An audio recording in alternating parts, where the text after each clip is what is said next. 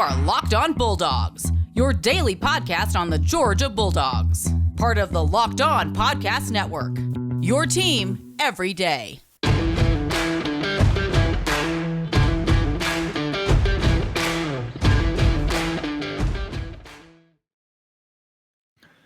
Hello and welcome to the Locked On Bulldogs podcast. I am Daniel. I am Clint. Welcome back to another episode of Locked On Bulldogs and Locked On Podcast, your team every day. If you're over on the audio side, glad you're there. Stitcher, Apple Podcasts, Google Play. Leave us a 5-star rating and review. If you're over on YouTube, how y'all doing? Glad you're here. Comment, subscribe. Let us know you're there. Give us your takes on our takes.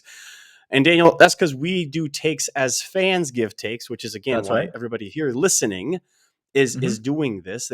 We're fans. So let's have some fun together. Let's do this thing. Give us your comments, your reactions to our comments and our reactions. We enjoy it. You're not going to hurt our feelings, but we do enjoy. We do enjoy the dialogue. We appreciate. We get a good laugh when you say something funny, whether you intend to or not. We do get a good laugh about it. And so, by the way, Weldon Brothers, haven't forgotten about the request you sent. Intern Michael is just slow on the draw. That's all that we can say. We told you this yesterday, Weldon Brothers. He's worthless. He's absolute. One day you'll meet him and you'll realize that, like, this is, my goodness, what a tough time of this for the Locked On Bulldogs podcast. Part of Locked On Atlanta, by the way. If you're an Atlanta sports fan, check out the Locked On Atlanta stuff.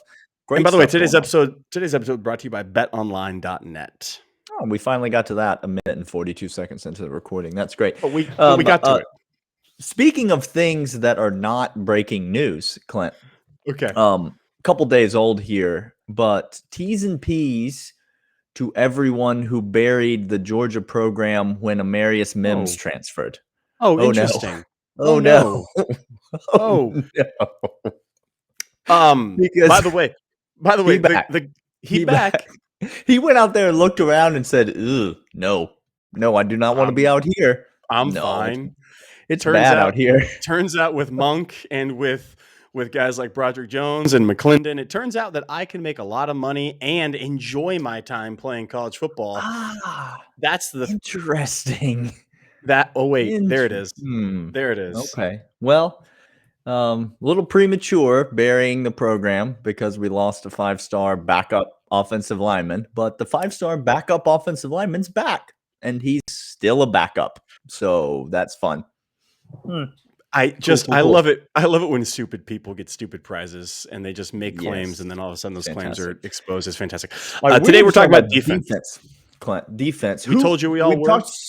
Yes, we talked so much about the offense. We have high hopes for the offense. You said 40 points a game in the offense. I did. People think you're exaggerating.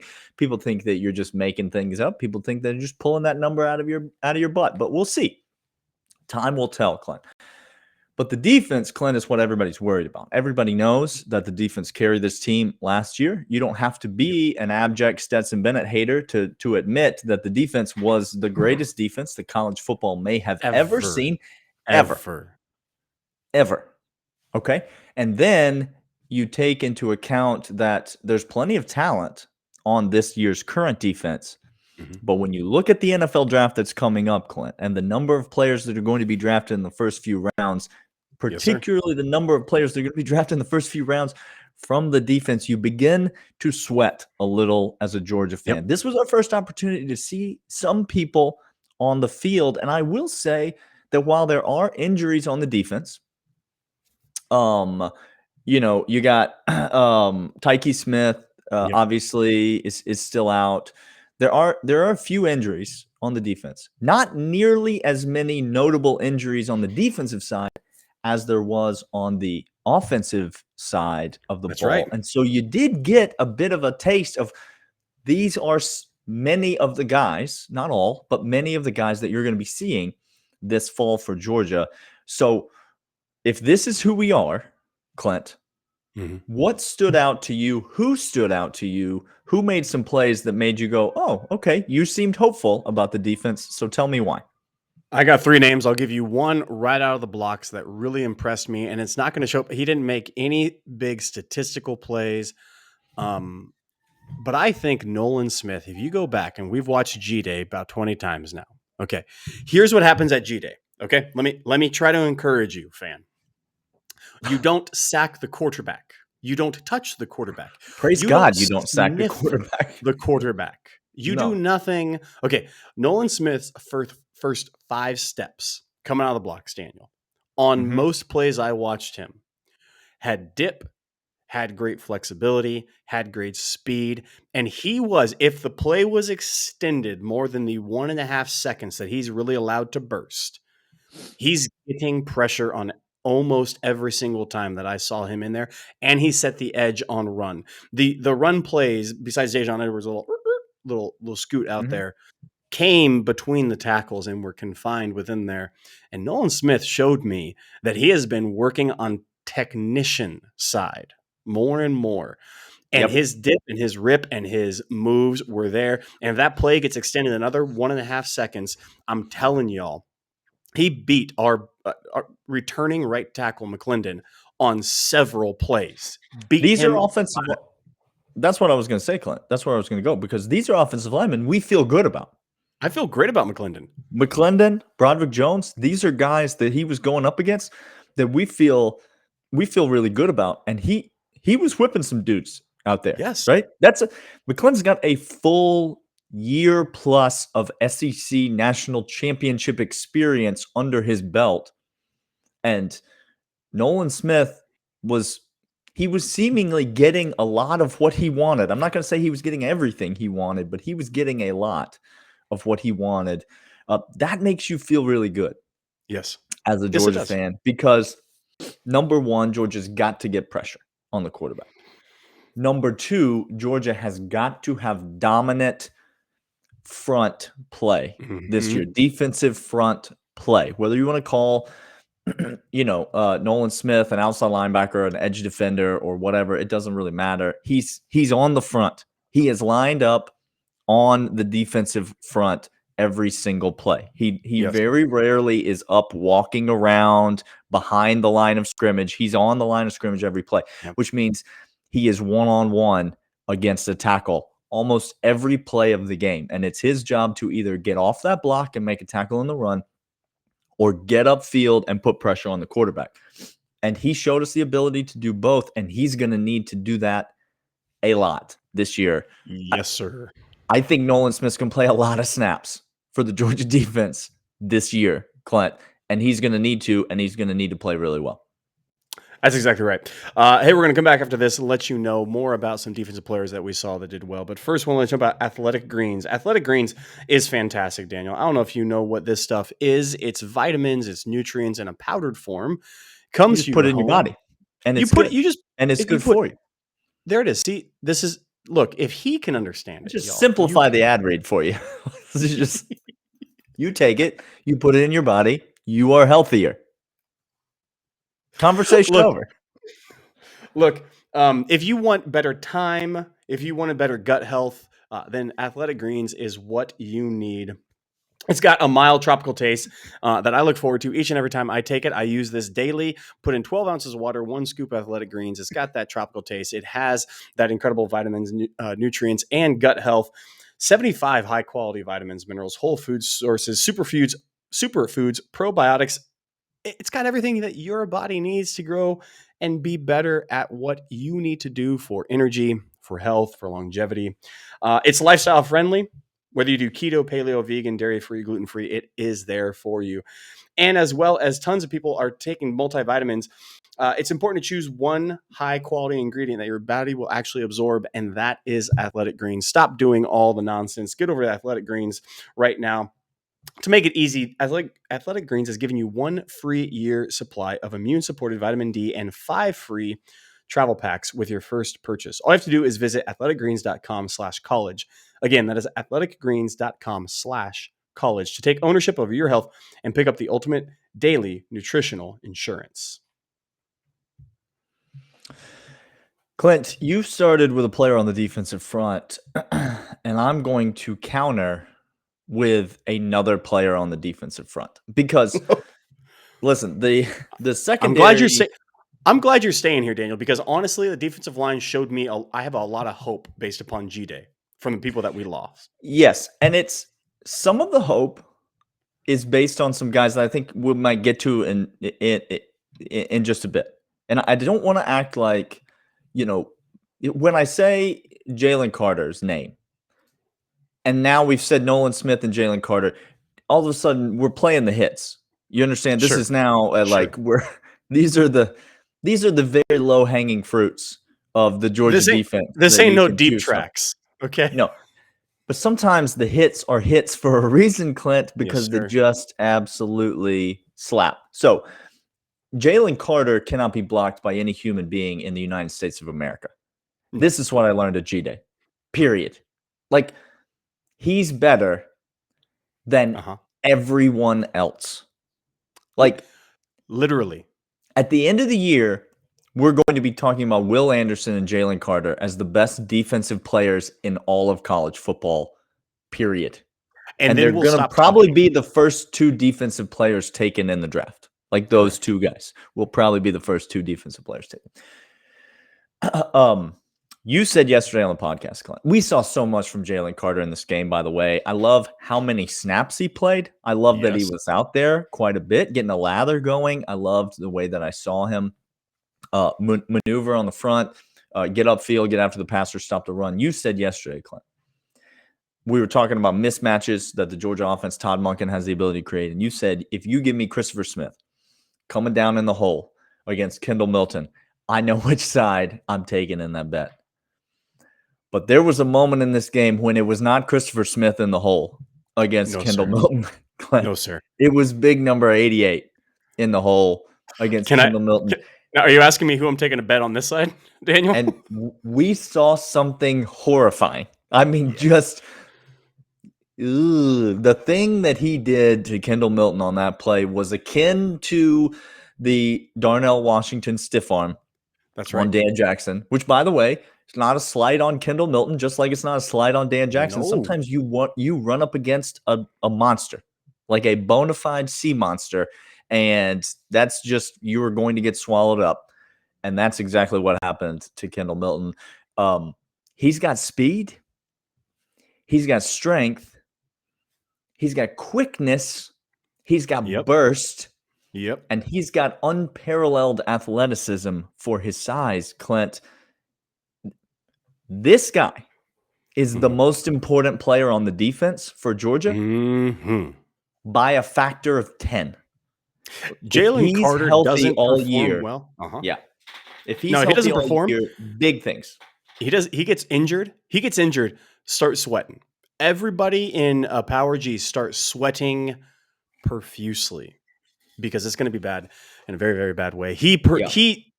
Guys, I don't think we can describe to you just how impressive it is. Like when you look at Jordan Davis's combine statistics and you're like, wow, that's a freak among freaks. Which it was. But Jalen Carter. Two things can be true at the same time. Jalen Carter is more freakish than that freakish. But he is more freakish than Trayvon. And Trayvon tested out as one of the biggest freaks ever at the combine. The lean that he gets, the field goal blocking ability, the power, that combination is unfair. Again, you're supposed to find guys that can block or can stuff gaps, or, you kind of say, okay, or a well-rounded guy that does everything okay. Jalen Carter does everything exceptionally. Yeah, and it's not fair. He wasn't the most important or the most valuable, but he was the best player on the defense last year. Clint. Last year. That's just facts. He's the most talented defensive player Georgia has had in quite some time. He's the most talented defensive lineman Georgia has had in a long time. My guess is we're going to say a different statement at the end of this year, Daniel, than what you just said. We're going to make a statement that is ludicrous at the end of the season, is my guess. I'm glad you brought him up. We will go the way those two guys. I want to hit a couple more guys on the defensive line before we go to break. Let's do.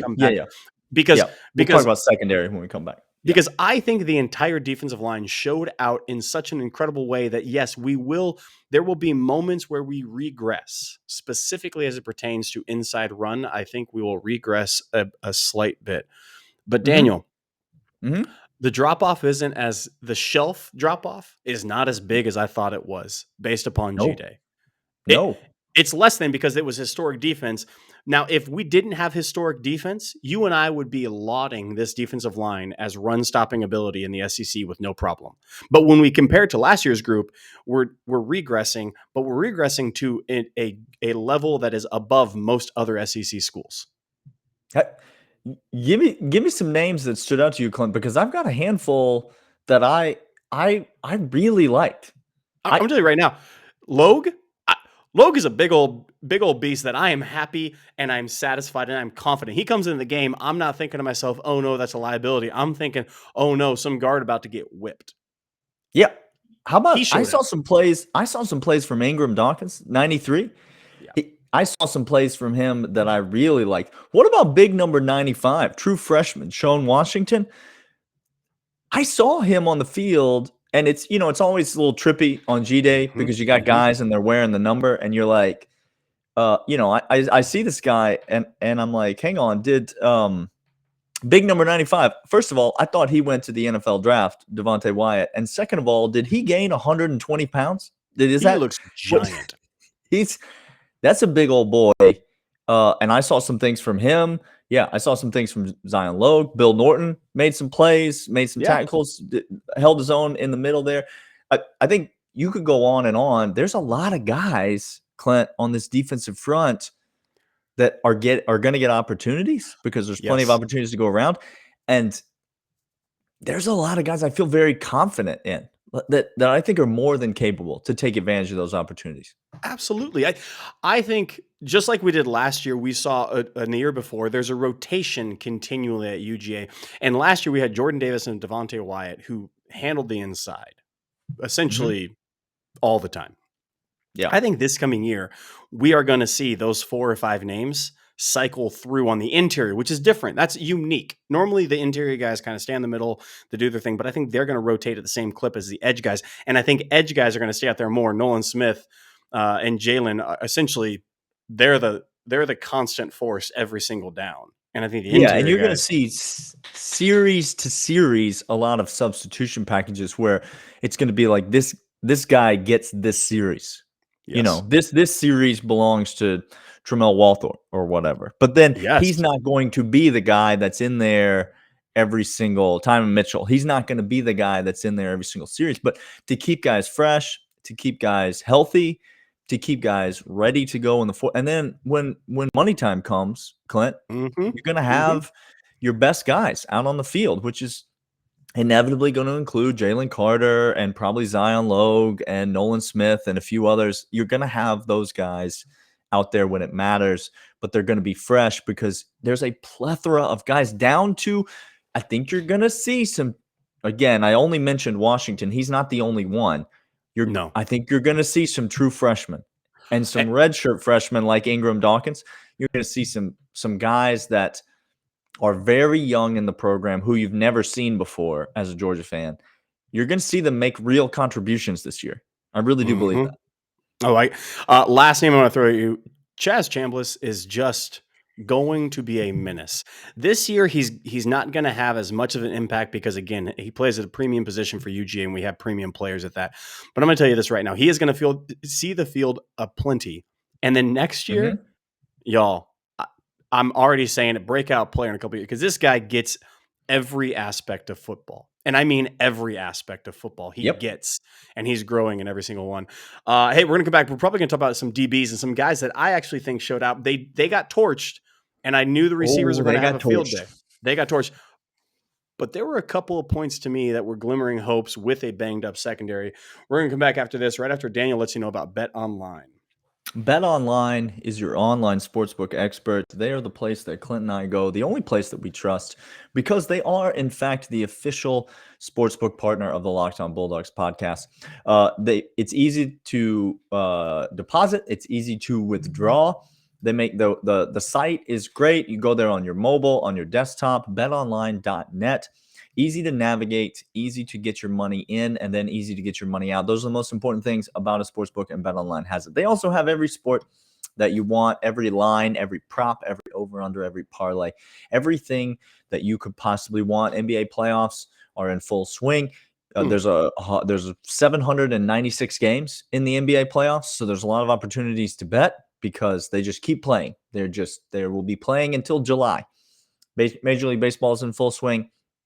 I'm not sure if they're still even offering Matt Olson National League MVP tickets at this point. No, But they've taken that off. if you see one, you might want to snatch it. You might want to snatch it up. Wrong hat. I know. I just realized. But betonline.net is the place to go to place all these wagers. Go there right now, enter the promo code Locked On, and you'll get a bonus on your initial deposit. That's free money with which to wager when you go to betonline.net and enter the promo code Locked On. BetOnline, your online sportsbook experts. All right, defense got torched in the secondary quite a bit in this game. We knew the receivers were going to have a field day because of how the game progresses, how G-Day is out there, how rules, yada, yada, yada. But Dale, I'm going to let you know, there were a couple of times that we were in position, okay? Yeah. Nyland Green, I think, did a fantastic job being in position on a couple of plays.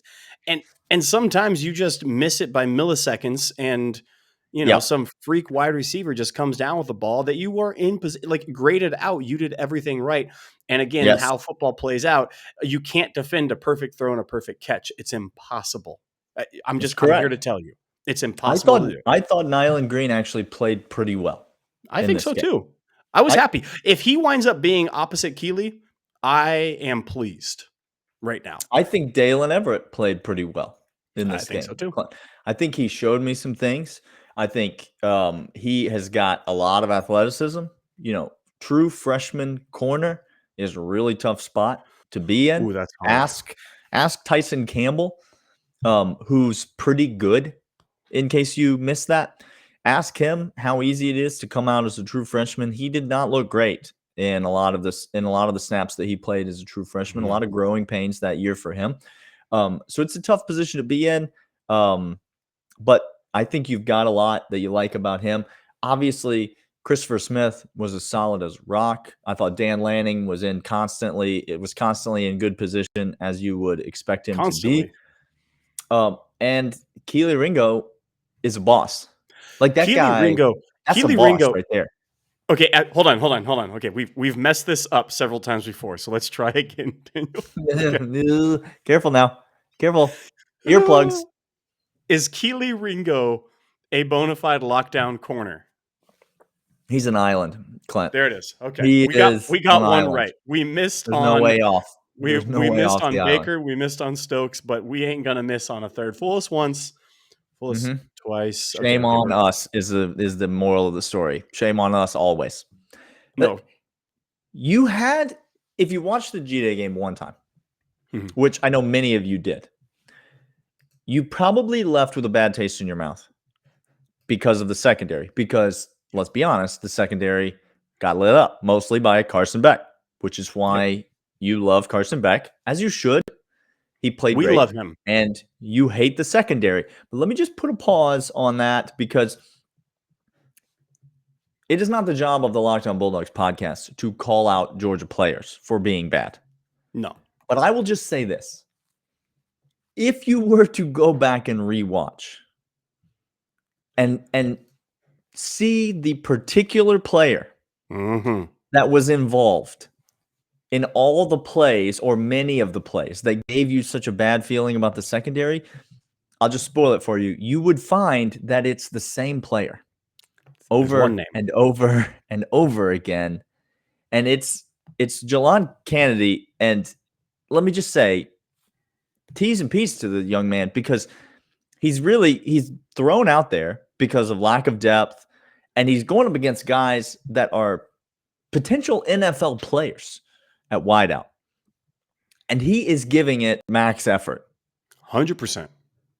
But you're not going to see him on the field for the Georgia defense this year. Now, maybe he will continue to improve, and he will earn a spot on the field in future years. We have seen that story many times. Right? Think about William Poole as a true sophomore. Yes. You're not going to see Kennedy on the field this year. And so this is part of G-Day where you have to do a little bit more than just watch and feel. Because if you just watch and feel, sometimes your feelings will get you in trouble. You have to do a little analysis. And so Yes. I would say overall, the secondary of Georgia played decent. Not great, but decent. I would say there are a few guys that played really well. And I would say there's one guy, unfortunately, who played really poorly, who got burned a lot. Yeah. And so I only say that to say, not to disparage the kid, but to say you got to be careful about making blanket assumptions when you watch a game like G-Day. And that's exactly, I love this understanding of, again, context is king, especially in these regards. There were moments that gave you hope. Bullard gives me a lot of hope. A lot of hope. And all of a sudden, when you start paring it down, when you start talking about the actual defense, when you're not talking about depth amongst every single guy, because again, you're not going to have greatness at every single position with every single person. You need to give and Georgia take. legitimately lacks depth in the secondary. That was proven at G-Day. If you want to make that take, shout it from the mountaintops. Georgia lacks fine depth. with that. We like Yeah. it. But if you want to talk about 5 or 6 rotational guys, the top 5 guys, 6 guys, I feel confident on.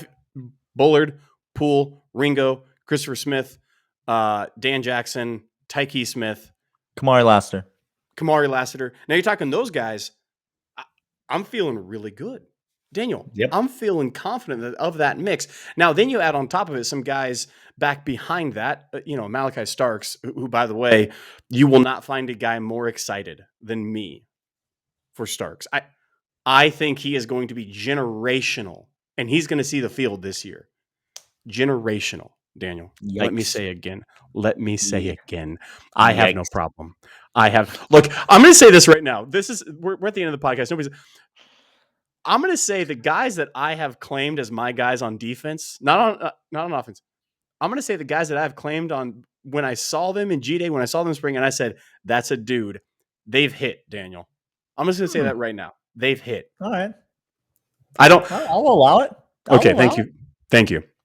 But I think that the top 5 or 6 guys we can do something with. After that, yeah, the one position group, Daniel, we can't afford injury to at all this year. This is the thing you got to be. And you're going to have injury in the secondary. I mean, look, you're going to have injury in the secondary. We had a ton of injury in the secondary last year. But we're going to have injury in the secondary. I think the good news for Georgia is that the Georgia defense does not need the secondary to carry them. We spent the first 2 segments talking about the front 7.